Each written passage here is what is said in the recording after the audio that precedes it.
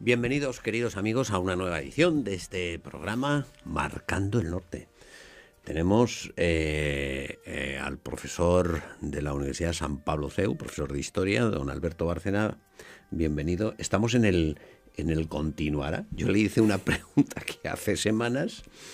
Oiga, ¿es verdad que existe la masonería? He empezado a hablar, ya lleva 2 programas, sigue hablando. Bueno, pues como de esto no se puede hablar por ahí, vamos a dejarle. De todas maneras, sí que me gustaría pedirle un favor. Y es que, como hay gente que se nos incorpora nueva, ¿por qué no nos resume usted brevemente para que se sepa de qué va la serie, lo que hemos dicho hasta ahora y brevemente, para no repetir, para que la gente pueda seguir y continuamos? Empezamos, si usted se acuerda, diciendo que la masonería era algo que había surgido al calor del trono inglés. Sí, empezamos en el primer programa ya, hace ya un tiempo. Empezamos hablando de eso, cómo nace. Nace en Inglaterra, vimos luego cómo pasa al continente, entran las monarquías católicas, las deshace, literalmente, porque deshace el esqueleto del Estado, destruye la Iglesia desde la raíz, siempre que tiene ocasión, o al menos la deja tambaleante. Vimos luego cómo en España la masonería crece y controla el poder, el ejército y la política. El gran momento es el reinado de Fernando VII, concretamente el trienio liberal, donde surgen logias. Ahí es un trienio clarísimo. Por todos lados, más radicales, menos radicales, los anilleros, los que no llevan anillos, los... Bueno. Y se implanta, o sea, tiene ya una implantación clarísima dentro del propio Estado con el régimen liberal. Sí. En España eso es así. Hemos hablado de la desamortización, la exclaustración, echan a todos los religiosos de los conventos, 30.000 religiosos a la calle. Matanzas de frailes. Las sí. Primeras matanzas de frailes que se producen en España, ya en el siglo XIX. Bueno, el trasfondo es La gente no sabe explicarse por qué durante la República, la Segunda República y la Guerra Civil, se produce en España la mayor persecución religiosa de toda la Iglesia. Y es porque ahí confluyen 2 persecuciones.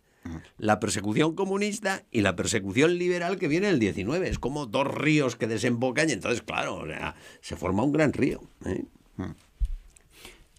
No sé si me estoy yendo del tema, pero ahora que ha sacado esto, yo he visto en la causa general está en la muerte del padre Luque, un jesuita que muere asesinado en Almería en el 36.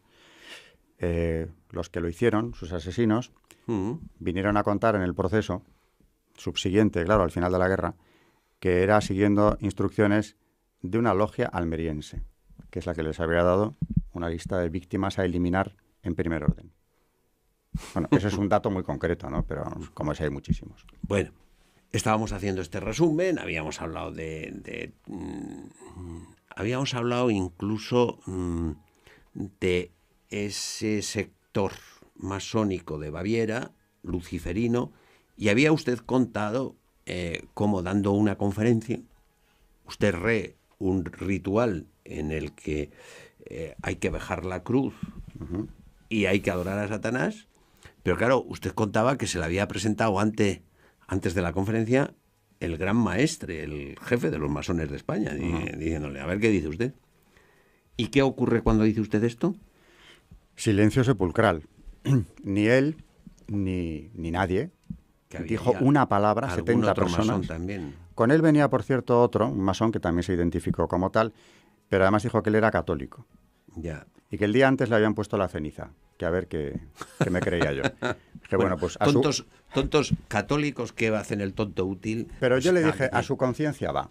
Pero hay algo que es peor que un tonto útil, sí, que es el que hace con su conciencia mangas y capirotes. Sí. O sea, a mí los papas me dicen que no se puede ser, esta doble pertenencia es imposible, me importa un bledo. Ya.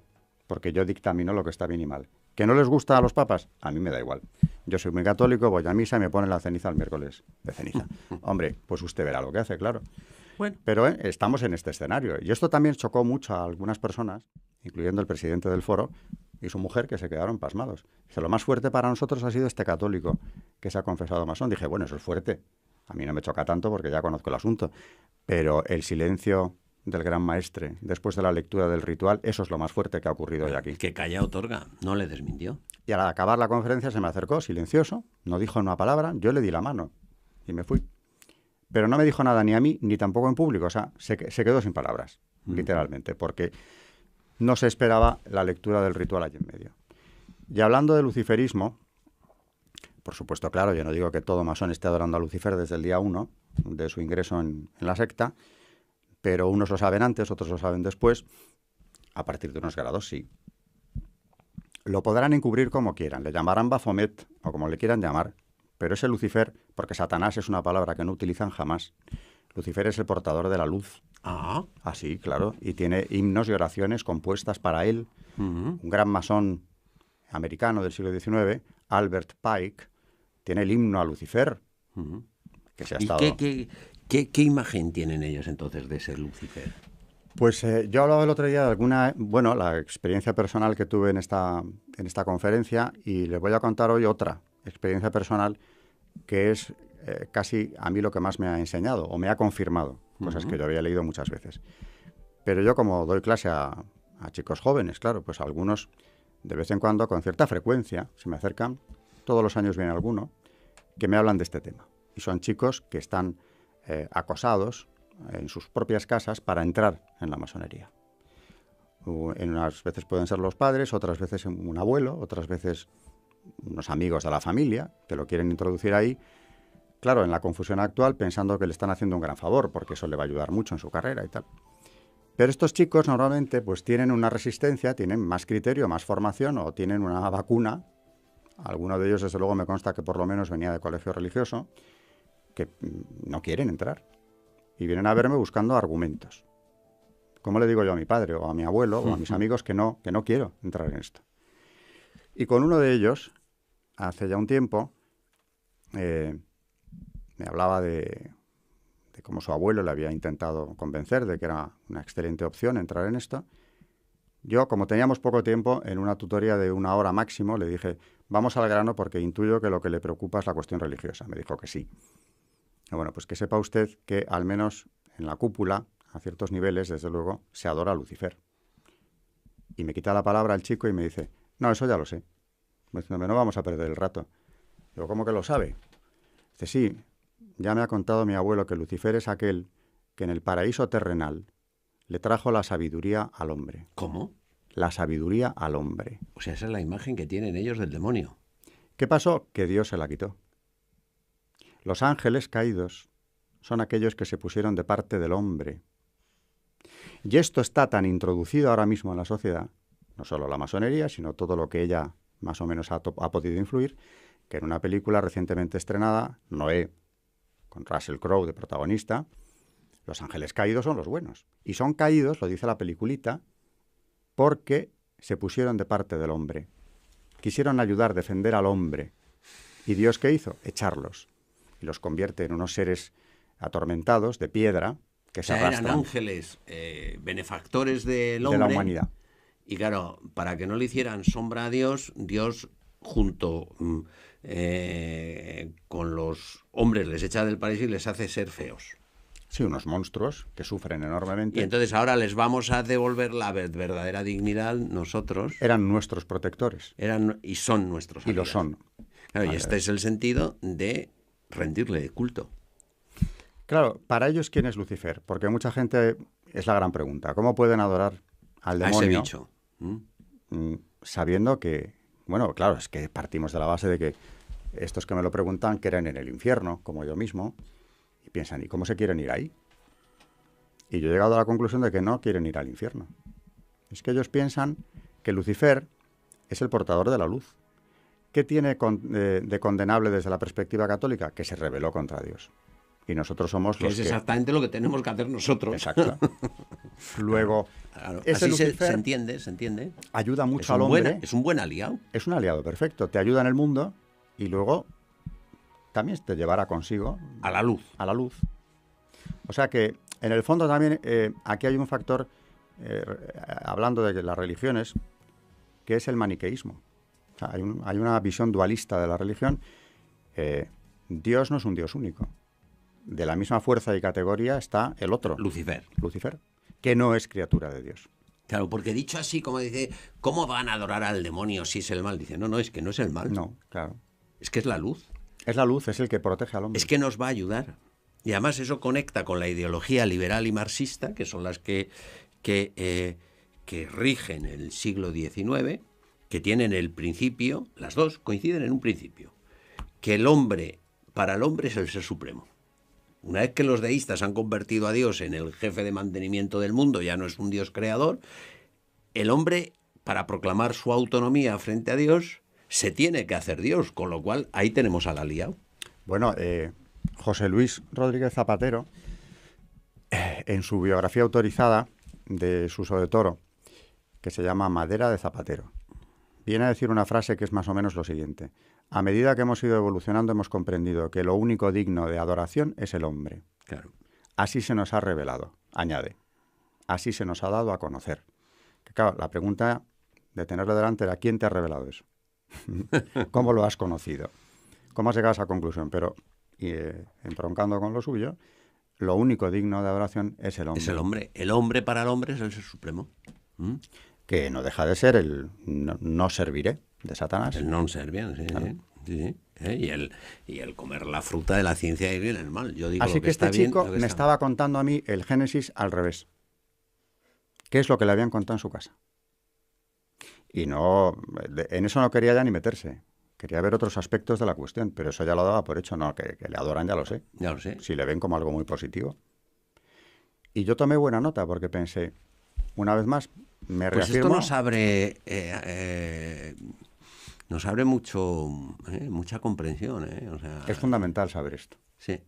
Porque con esto se entiende todo y sin esto no se entiende nada. Nada. Porque yo siempre digo que la masonería o sus organizaciones pantalla, que de ellas podríamos hablar también, el famoso Club Bilderberg, ¿no? La trilateral, el Bilderberg es lo más famoso, aunque no se sabe nada de lo que hacen, o se sabe muy poco de lo que hacen. Estas organizaciones, que no todos ellos son masones los que están dentro, pero sí tienen la impronta masónica y un porcentaje altísimo de ellos dentro de cada una de ellas, ¿qué estrategias siguen?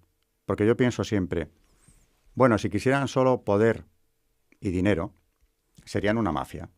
Sí. Bueno, pues esto se entiende. Quieren poder y dinero. Son gente muy materialista. Y quieren eso, desde luego que lo quieren. Pero es que además tienen una ideología, tienen unos principios que quieren imponer. Quieren destruir lo que quede de la sociedad cristiana, ya muy minada por ellos, llevan 300 años funcionando, ¿no? Para hacer una sociedad completamente nueva. Son ingenieros. Y eso es lo más peligroso. Porque si solo quisieran el dinero y el poder por sí mismos, digamos, bueno, pues el día que lo tengan respirarán. Estaremos gobernados por unos delincuentes, pero bueno. Pero no. Es que además quieren una transformación radical de la sociedad que en buena parte han conseguido ya. Ya. Volvamos a la historia.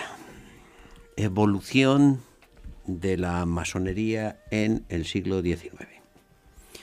La habíamos dejado casi en mantillas, en su desarrollo, ¿no? Bueno, en mantillas, pero ya con alguna realidad, claro, fíjese, la Revolución Francesa, el proceso liberal. Con ministros dentro, pues su presencia en la Europa decimonónica, por salirnos de España un poco ahora, sí. es enorme. Y además está presente en los grandes procesos históricos de entonces. Por ejemplo, la unificación de Italia. Ahí la participación, hombre, de carbonarios, que no dejan de ser primos carnales, al fin y al cabo, masones, desde luego.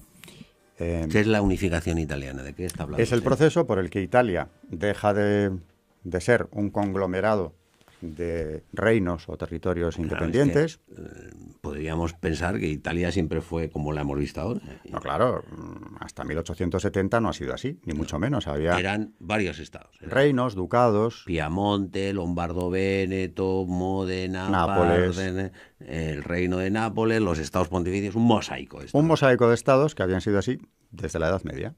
Y en el centro estaban los estados pontificios, con la Umbria, las Marcas, etcétera. Y, por supuesto, capital, Roma, nada menos. Bueno, pues en ese proceso unificador, en el que yo no niego que haya también, por supuesto, mucho idealismo patriótico italiano, de poner en común todo lo que Italia tenía en sí, desde la lengua hasta una tradición común, etcétera, etcétera. Porque, claro, siempre el mayor daño de la mentira es cuando se mezcla de cierto bien. Claro, sí, la mentira absoluta no. No, porque no funciona, se la ve. No. Y aquí, aprovechando todo ese idealismo patriótico que nace con el romanticismo, especialmente, o se exalta entonces en la Europa del XIX, la masonería, claro que tiene algo que ver. No solo le interesa esta unificación italiana, es que además le interesa sobremanera acabar con los estados del Papa, que naturalmente lo van a hacer. Y curiosamente, Napoleón III, que está en el trono de Francia en esos momentos, casado con una española. Con la española Eugenia de Montijo, este hombre sobrino del otro Napoleón, el Grande, porque este le llamaban el Chico en contraposición, con esa trayectoria familiar, él ve claro que es importante que los estados pontificios se mantengan. Por eso una guarnición francesa va a estar allí en Roma hasta 1870. Pero en ese año Napoleón pierde el trono en la guerra contra Alemania, en la franco-prusiana, donde lo pierde todo. Y naturalmente, antes de que él caiga, retira la guarnición francesa. Porque tiene que luchar contra los... Porque está tratando de frenar la avalancha alemana que se le ha venido encima. Y claro, ni un minuto más tarde de salir los franceses de Roma, yo diría que no solo la guarnición, sino cuando se ve que el emperador que apoyaba al Papa deja de pintar para nada en el contexto internacional, Roma es ocupada. Entra el general Cadorna en Roma, claro. Y se acabó el poder temporal de los papas, que era una fijación del liberalismo histórico. Porque ya, lo que no saben muchos de los que nos estarán viendo ahora seguramente, es que la revolución había ocupado Roma en época del Directorio, se habían llevado al Papa prisionero. Pío VI muere prisionero en Francia, en Valence, y publica la prensa. Pío VI y último. Y último, exactamente, porque parecía el último. Era el último, sí. Milagrosamente se puede celebrar un cónclave en Venecia, que era patrimonio del emperador alemán, del Sacro Imperio todavía, y de ahí sale Pío VII, que también acabará prisionero de Napoleón en Francia. Así que tenemos dos papas prisioneros de Francia, de la Francia revolucionaria, o del emperador, que viene a ser continuador de lo mismo. Y en los dos casos, tanto el Directorio como Napoleón declaran suprimido el poder de los papas. O sea que era una fijación. Con aquello había que acabar cuanto antes, porque había que quitarle presencia a la Iglesia lo antes posible. Milagrosamente dura hasta 1870. Nuestra reina Isabel II hizo lo que pudo también por ayudarle, que Pío IX tuvo que abandonar también Roma huyendo precisamente de lo mismo, a Gaeta, y recibe allí un ejército español que le auxilia. Pero en ese año 70 se consuma la unificación de Italia con la ocupación de los estados pontificios. Un gran éxito masónico, y el Papa queda en una situación verdaderamente precaria. Tiene que abandonar el Quirinal, que era su residencia, y ya se instala en el Vaticano, donde queda prácticamente como un prisionero dentro de la ciudad. Y ya no es nadie, políticamente hablando, porque no hay Estado Vaticano todavía, hasta el siglo XX, hasta los pactos de Letrán. Claro. Así que, bueno, lo han dejado, digamos que descabalgado de cualquier influencia directa en algún territorio de Italia o del mundo. Gran éxito masónico. O sea que, claro que interviene en este proceso, o lo fagotiza, porque también es verdad que utiliza, como decía, también proyectos que tengan un tirón, que tengan algo positivo que brindar, lo utiliza. ¿Y qué tiene que ver en todo esto esa diferencia que se hace entre la francmasonería y la obediencia escocesa? Pues no tiene prácticamente nada que ver. Los papas, además, en sus condenas hablan indistintamente de francmasones. Porque unos dicen, una es la buena y otra es la mala. Es la misma diferencia que se puede hacer, yo creo que es más sencillo, entre la regular y la irregular. Porque hay una masonería irregular, que es la que... De esa no hemos hablado. Es la que ha obedecido tradicionalmente al Gran Oriente francés. El Gran Oriente francés no tiene nada de irregular, en el sentido de que ya cuando nace, desde luego, no es que no colabore con el Estado, es que va por él. Va por él, porque es una organización que conspira contra la monarquía francesa y que lo consigue arrasarla, y con ella todo lo que había. Pues hable usted, cuénteme la diferencia entre la regular y la irregular. Pues vamos a ver. Tenemos tiempo y me parece que vamos a tener que continuar. Pues como digo, simplificando, la regular es aquella que que el Estado, en este caso la monarquía británica, apoya. ¿Y cuándo surge la irregular? En el siglo XVIII, ¿sí? Previa a la Revolución, porque esa masonería francesa es irregular, por definición. Capta a miembros de la realeza, ¿eh? Quiere decir irregular que no obedece No obedece los landmark, que son los preceptos masónicos, que son muy claros, como es ayudar al hermano masón, la obediencia, el secreto, etcétera, etcétera. Hay una serie de landmark, los preceptos, las normas que tienen que obedecer, que eso está ya en un documento redactado en Inglaterra, las Constituciones de Anderson, que siguen citándolas ellos, y que es un documento que cualquiera debería leerse, que tenga interés en ver lo que es la masonería, más que nada porque ahí se ve el enorme engaño que es, porque Anderson se llaman así porque es el redactor, aunque lo hizo solo a medias, ¿no? Que es el primer reglamento masónico y es muy pocos años posterior a la fundación de la secta. ¿Y en qué no están de acuerdo la masonería irregular? Pues precisamente en esa obediencia al Estado, en ese acatamiento de las leyes del Estado, que en Inglaterra respetaron escrupulosamente, nunca hubo una confrontación abierta entre masonería y Estaban Estado. al servicio del rey. Porque más o menos... Hombre, hay un problema que no es anecdótico en la independencia americana. Porque aquellos señores resulta que eran ingleses. Claro. Y se sublevan contra el rey. Claro, claro. Entonces ahí tenemos un problema. Ve cómo va unido lo espiritual. ¿Qué pasa? Que ya no pueden seguir siendo anglicanos.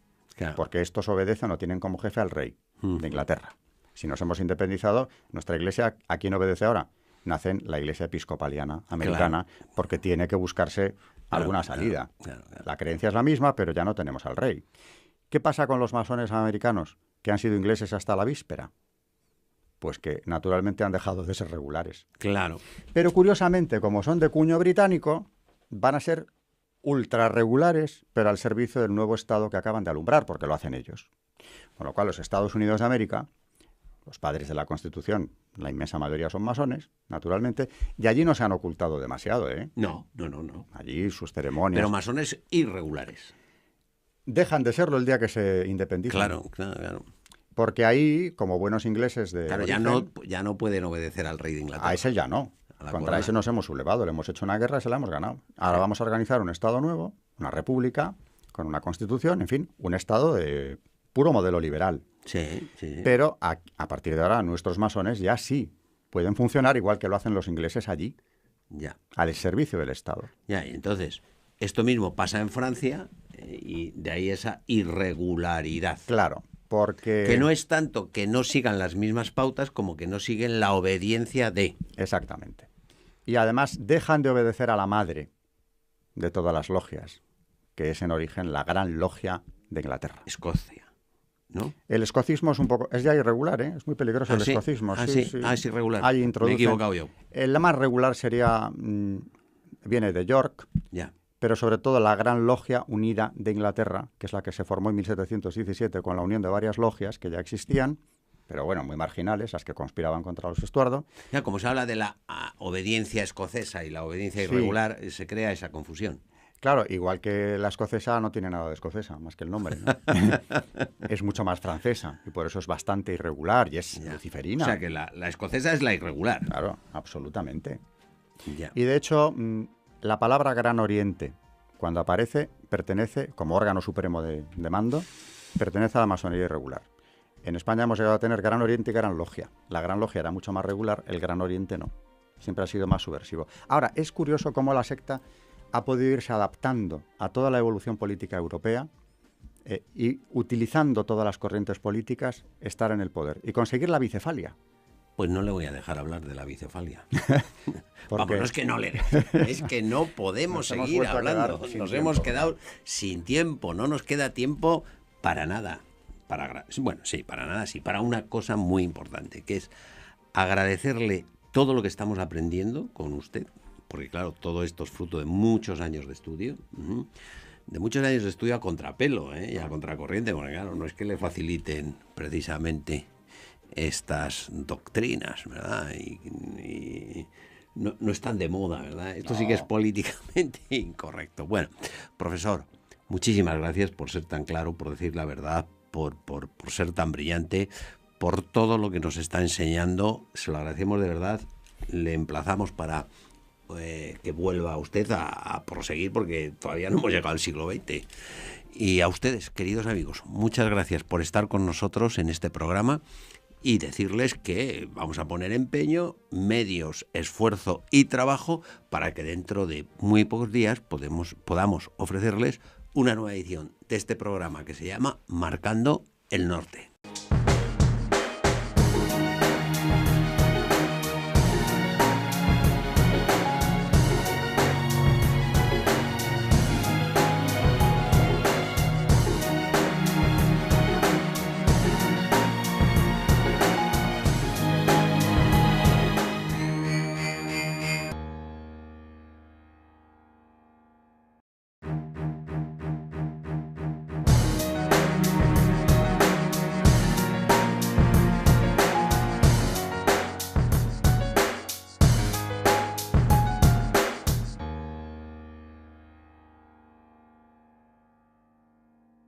Bienvenidos, queridos amigos, a una nueva edición de este programa Marcando el Norte.